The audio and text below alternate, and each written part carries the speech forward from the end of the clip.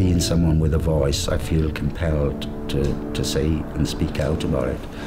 I feel a bit like a doctor watching somebody bleeding to death on the street and not doing something about it.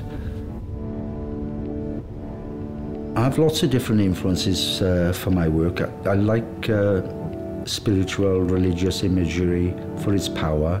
I'm Welsh, so there's a bit of Celtic influence in what I do, but it's more of an eclectic mix than that. Back in 2012, when the Olympics were going on, at the bottom of Brick Lane they had one of their logos for the Olympics, and the one at the bottom of Brick Lane had a bit of blurb on it about graffiti and street art and how it's been around for a long time. And you might not like it, but you kind of have to accept it. So I kind of took that as a bit of a green light for doing things.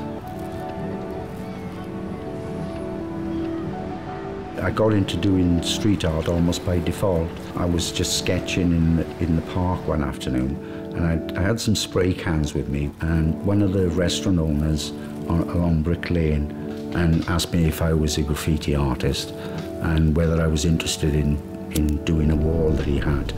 I hadn't considered it until that moment. Because of the illegal aspect of it, I was kind of too nervous to do it. But given the opportunity, I jumped at it. I said, well, yeah, I'll be back tomorrow.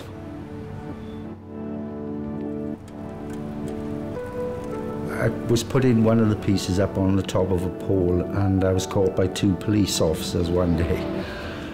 They didn't quite understand what I was doing. Because I just glued it in and I was wiping the glue off the top of the post. They came along and assumed that I was cleaning the top of the post for some reason. It's either a snake or a dragon or a lizard eating its tail, and it's a symbol for eternity or the cycle of life, death and rebirth. And I've used it in connection with the nuclear waste because of the amount of time that it takes for it to be safe. It's an eternity, basically, 250,000 years. Our government is still thinking of and put in place plans to make new power stations, and we haven't sorted out the problem of the waste yet.